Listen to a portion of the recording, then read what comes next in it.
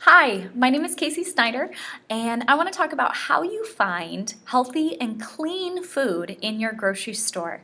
So, you're embarking on your healthy eating journey, and you want to learn more about what truly is healthy eating. There's a lot of mixed signals, there's a lot of advertising out there that confuses us. They put Pop-Tarts in brown boxes with green lettering on it, and oh, it's all natural and it looks really healthy for you, right? But it's not. So how do you know if a food is healthy or not? So I want you to completely skip over the front label. Whatever the front is on the front label is an advertisement. If you are watching a commercial of a food, 99% sure it's not healthy for you, even if it's telling you it's healthy.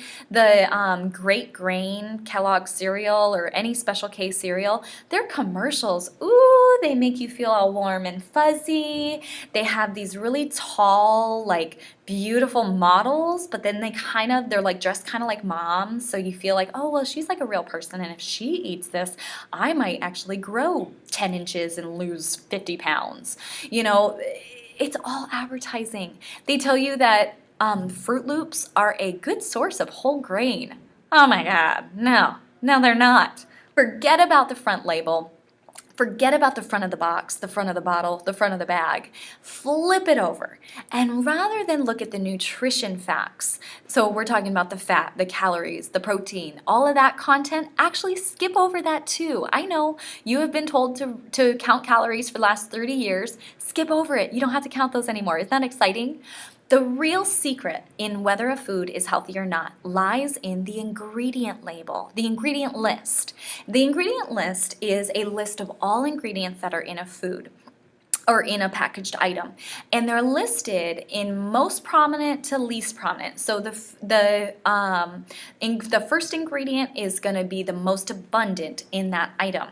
The thing is, and I'll get more into this later, is a lot of times food companies will use multiple types of similar things. For instance, like a sweetener, so sugar or artificial sweeteners, they'll use multiple so that they can push the first sugar down the list a little bit. Well, if we only use a little sugar and then a little maltodextrin, which is the sugar, and a little sucralose, and a little of this, then we can have a lot of sugar in it, but nobody knows.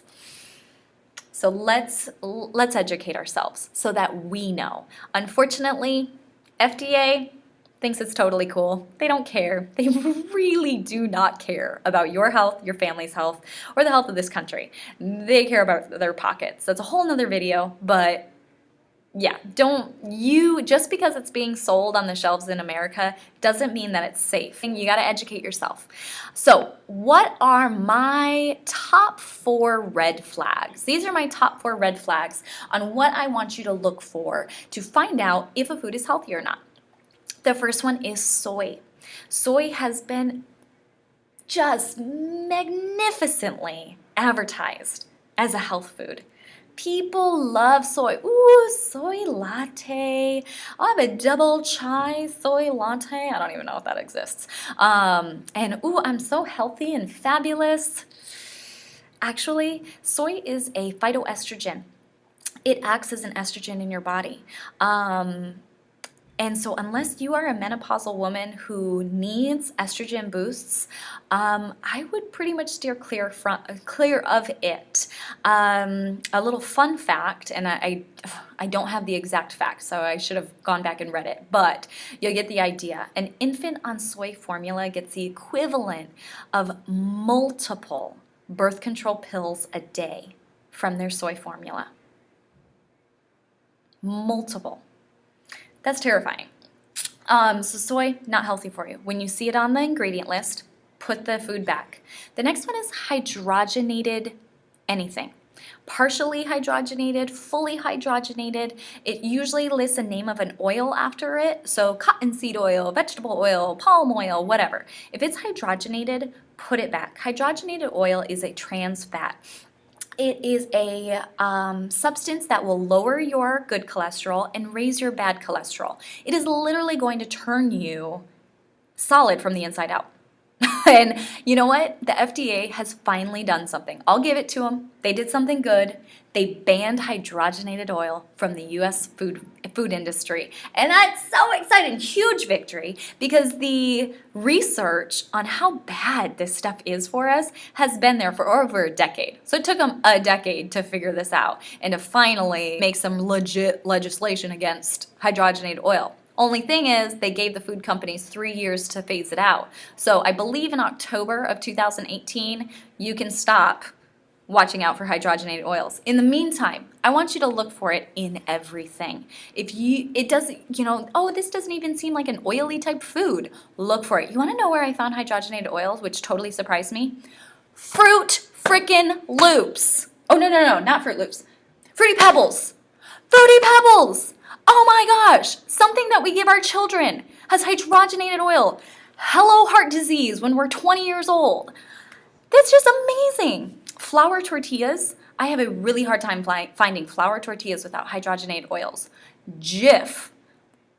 I hate Jif and all their commercials. Choosy moms and dads, choose Jif. Oh my gosh. Hydrogenated oil is like the second or third ingredient in their ingredient list. What had it? What did I have? I had a food here. Fig Newtons. That's what it was, Fig Newtons. I threw it. Fig Newtons have hydrogenated oil in it. Steer clear of it. The next one, sugar. Now, sugar is a beast in and of itself, because now there are so many different names for sugar. They are getting creative. They're just making crap up. Glad I didn't swear. They are just making stuff up. The food companies, I mean. Okay, well, people are looking out for sugar now because they're educating themselves. So what can we call sugar to trick them into thinking that it's not sugar? So I have seen dehydrated cane juice, which I think now is getting more common, so people are kind of catching on to that. Just FYI, cane juice, so sugar cane juice. So sugar water, essentially, juice from a cane, sugar water. Dehydrated, so all the water goes away. What do you got left? Sugar. Like, come on. I saw Florida crystals on one. Sugarcane grown in Florida. The crystals of oh my gosh, y'all. And then artificial sweeteners. You gotta watch out for artificial sweeteners. The thing with artificial sweeteners, and they think, ooh, Diet Coke and low fat, no sugar, all this good sounding advertising. Anytime you see those words, it has artificial sweetener, chemical sweetener.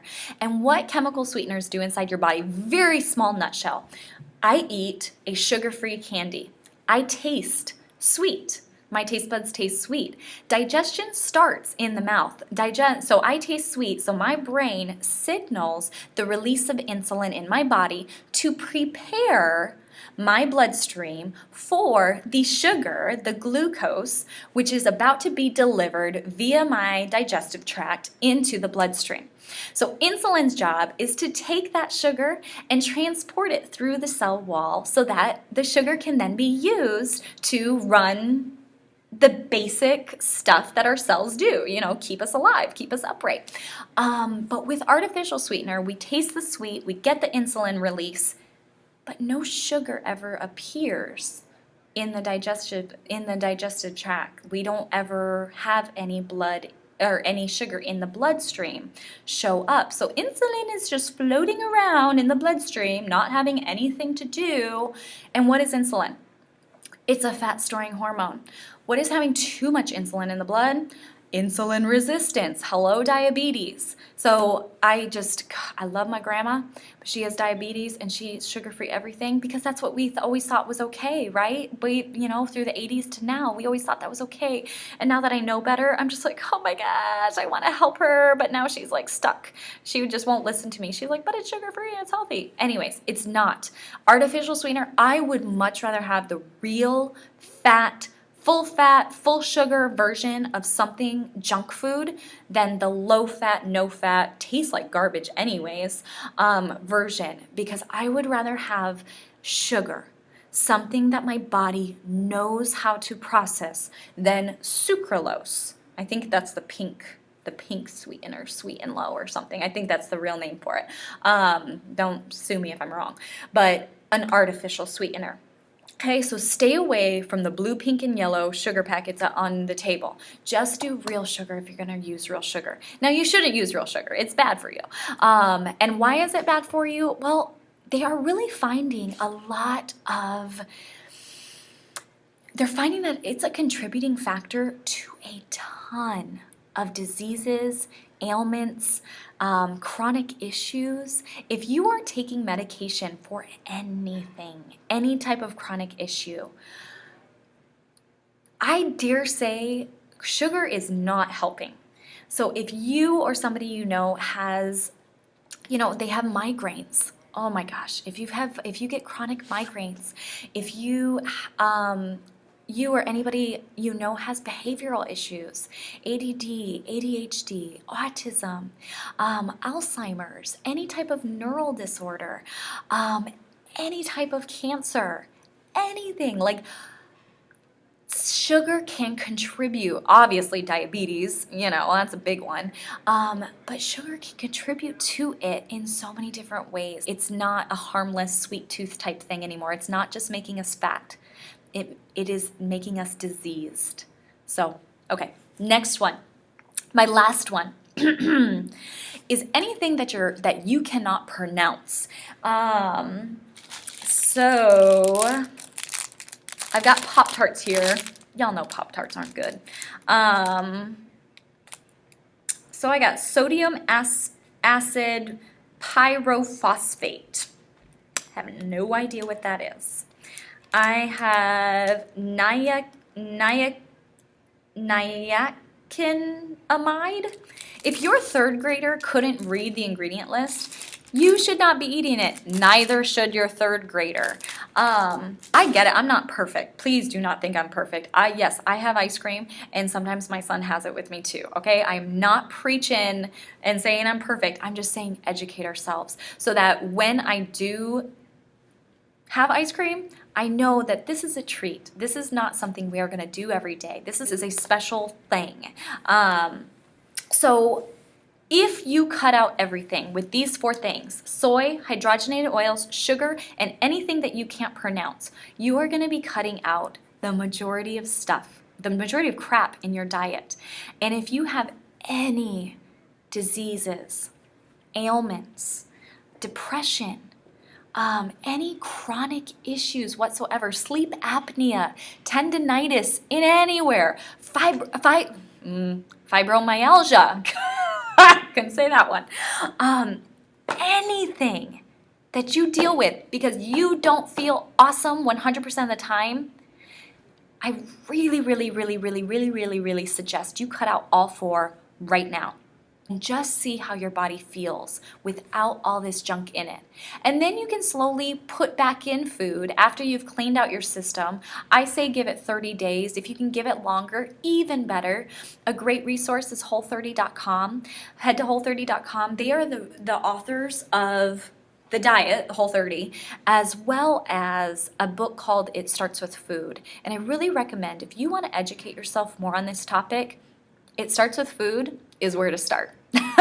So really encourage you guys to learn more about this because that is what is going to empower you. When you know better, you do better. It's different when you know why. When you know why you're doing something, you know what in your life is going to change if you change your eating habits. So really encourage you guys to continue to learn and grow in this. That's about it. Any questions? Put them in the comments. Thank you so much for sticking with me through this long video, but I hope it was helpful. All right, bye.